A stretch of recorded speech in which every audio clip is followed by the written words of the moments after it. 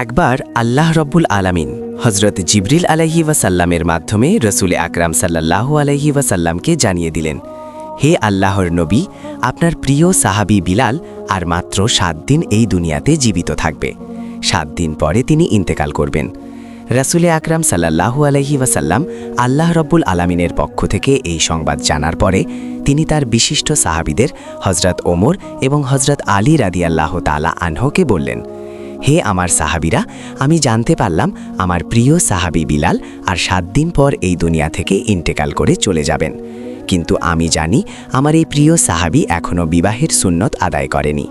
তাই তোমরা যাও, মদিনার প্রতিটা ঘরে ঘরে খুঁজে দেখো আমার এই প্রিয় সাহাবীর সাথে কোন মেয়ের পিতা তার কন্যাকে বিবাহ দিতে রাজি হয় কিনা। তবে তোমরা সেই পিতাকে অবশ্যই বলে দিবে যে বিলাল আর মাত্র 7 দিন জীবিত থাকবে। হজরত আলী এবং হজরত ওমর ফারুক রাদিয়াল্লাহু তাআলা আনহুমা রাসূল আকরাম সাল্লাল্লাহু আলাইহি ওয়াসাল্লামের কাছ থেকে এই নির্দেশ পাওয়ার পরে হজরত বিলাল রাদিয়াল্লাহু তাআলা আনহুর জন্য পাত্রীর সন্ধানে বেরিয়ে পড়লেন।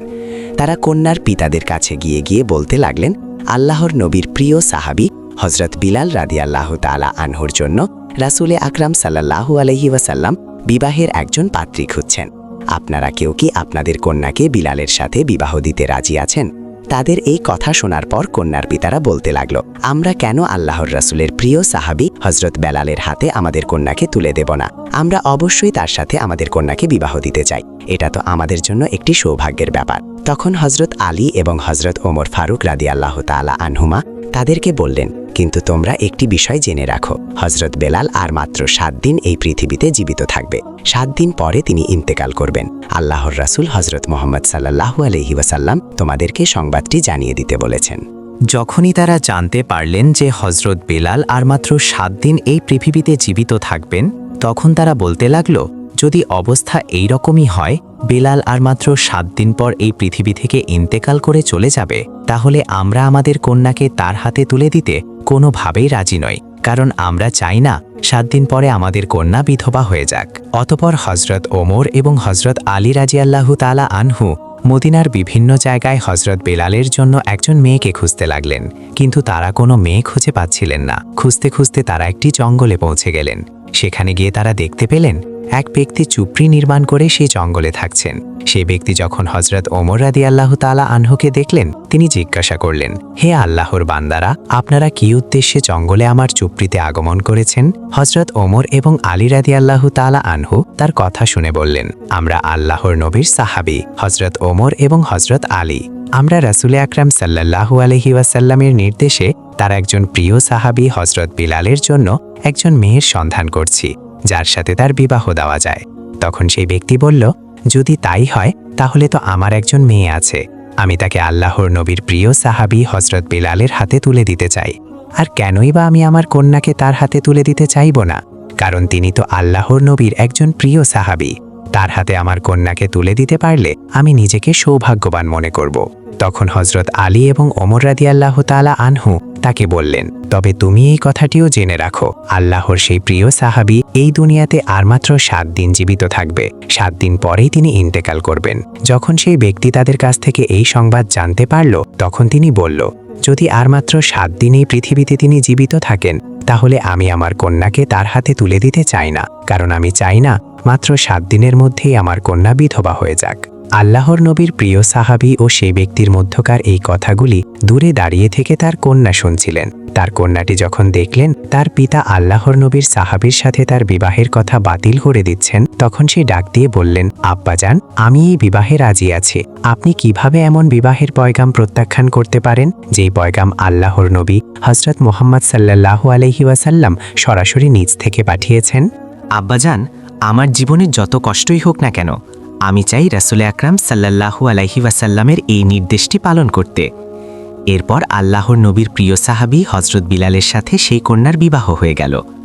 হজরত বিলাল রাদিয়াল্লাহু তাআলা আনহু তখন তাকে জিজ্ঞাসা করলেন, হে আল্লাহর বান্দি, তুমি এ কথা জানার পরেও কেন আমাকে বিবাহ করলে, যে আমি কেবলমাত্র 7 দিন এই পৃথিবীতে জীবিত থাকব? 7 দিন পরেই তো তুমি বিধবা হয়ে যাবে। তখন সেই মেয়েটি উত্তর দিল, হে আল্লাহর নবীর প্রিয় সাহাবী, যদিও 7 দিন পরে আমি বিধবা হয়ে যাব, তারপরেও আমি আমার জীবন দিয়ে রাসূল আকরাম সাল্লাল্লাহু আলাইহি ওয়াসাল্লামের একটি নির্দেশ পালন করতে পেরেছি। এই জন্য আমি নিজেকে ধন্য মনে করছি। আর আপনার মতো আল্লাহর নবীর প্রিয় একজন সাহাবীকে আমার স্বামী হিসেবে পাওয়া তা তো আমার পরম সৌভাগ্যের ব্যাপার।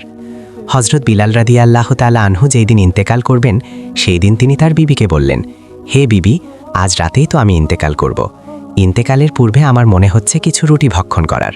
অতএব তুমি যাও, প্রতিবেশীর বাড়ি থেকে কিছুটা আটা এনে আমার জন্য কয়েকটা রুটি তৈরি করো। হজরত বিলাল রাদিয়াল্লাহু তাআলা আনহুর স্ত্রী তার কথা মতো 7টি রুটি তৈরি করে তার সামনে পরিবেশন করলেন। এমন সময় একজন ভিক্ষুক দরজায় এসে ডাক দিয়ে বললেন, হে গৃহকর্তা, আজ কয়েকদিন যাবৎ আমি কিছুই ভক্ষণ করিনি। ক্ষুধায় আমার পেটে আগুন লেগে গেছে। দয়া করে আমাকে কিছু খাবার দান করুন। হজরত বিলাল রাদিয়াল্লাহু তাআলা আনহু যখন দেখলেন তার দরজার সামনে একজন ভিক্ষুক খাবার প্রার্থনা করছে, তখন তিনি তার মৃত্যুর আগে শেষ ইচ্ছেটা পূর্ণ না করে সবগুলি রুটি সেই ভিক্ষুককে প্রদান করে দিলেন। ফকির হজরত বিলাল রাদিয়াল্লাহু তাআলা আনহুর দরজার সামনে সেই রুটিগুলো খেতে বসলেন। যখন বিলাল রাদিয়াল্লাহু তাআলা আনহুর মৃত্যুর সময় ঘনিয়ে আসলো, তখন হজরত আজরাইল আলাইহি ওয়াসাল্লাম তার জান কবজ করার জন্য তার দরজার সামনে উপস্থিত হলেন। কিন্তু হজরত বিলাল রাদিয়াল্লাহু তাআলা আনহুর দরজার সামনে উপস্থিত হয়ে তিনি দেখতে পেলেন যে এক ফকির ঘরের ভিতরে যাওয়ার পথ আটকে বসে আছে। তখন হজরত আজরাইল আলাইহিস সালাম সেই ফকিরকে লক্ষ্য করে বললেন, এই ফকির, তুই এখানে পথ আটকে বসে আছিস কেন? আমাকে ঘরে প্রবেশ করতে দে। আল্লাহ রাব্বুল আলামিন আদেশ করেছেন যেন আমি এই বেলালের জান কবজ করে নিয়ে যাই। তখন সেই ফকির আজরাইল আলাইহিস সালামকে বলল, হে আজরাইল, তুই কি জানিস না খানা খাওয়ার সময় কাউকে বিরক্ত করতে হয় না? তুই কি দেখতে পাচ্ছিস না আমি এখানে বসে খানা খাচ্ছি? হজরত আজরাইল আলাইহিস সালাম তখন দেখলেন ফকির কোনোভাবেই তার পথ ছাড়ছে না। তখন তিনি আল্লাহ রাব্বুল আলামিনের কাছে গিয়ে বললেন, হে পালনকর্তা, আমি আপনার হুকুমে আপনার বেলালের জান কবজ করতে গিয়েছিলাম, কিন্তু সেখানে গিয়ে দেখি এক ফকির বেলালের ঘরের দরজার পথ আটকে বসে আছে। আমি তার কারণে বেলালের ঘরে প্রবেশ করতে পারছি না এবং তার জানও কবজ করতে পারছি না। তখন আল্লাহ রাব্বুল আলামিন আজরাইল আলাইহিস সালামকে বললেন, হে আজরাইল, আমার যেই বান্দা বেলালের দরজার সামনে বসে আছে সে আমার অত্যন্ত প্রিয় ভালোবাসার পাত্র। খবরদার, তুমি তার সাথে কোনো রকম বেয়াদবি করবে না। এখন গিয়ে তুমি আদবের সাথে তাকে জিজ্ঞাসা করো যে সে কি চায়। যদি তার কোনো দাবি থাকে তুমি তার দাবি পূর্ণ করো, তারপরেই হজরত বেলালের জান কবজ করে নিয়ে আসো। আল্লাহ রাব্বুল আলামিনের এই নির্দেশে হজরত আজরাইল আলাইহি ওয়াসাল্লাম আবারও হজরত বেলাল রাদিয়াল্লাহু তাআলা আনহুর দরজার সামনে আসলেন তার জান কবজ করার জন্য। কিন্তু তখনও তিনি দেখতে পেলেন সেই ফকির হজরত বেলালের দরজার সামনে বসে রুটিগুলি ভক্ষণ করছেন। এগান হজরত আজরাইল আলাইহিস সালাম সেই ফকিরকে বললেন, হে আল্লাহর প্রিয় বান্দা, বলো তুমি বেলালের দরজা থেকে সরে যাওয়ার জন্য কি চাও? আল্লাহ রাব্বুল আলামিন বলেছে, তুমি যা চাইবে আল্লাহ রাব্বুল আলামিন তোমাকে তাই দান করবে।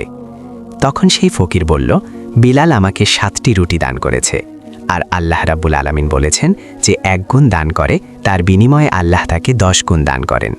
আমি চাই বিলালের এই 7টি রুটির বিনিময়ে তাকে 70 বছর হায়াত দান করা হোক।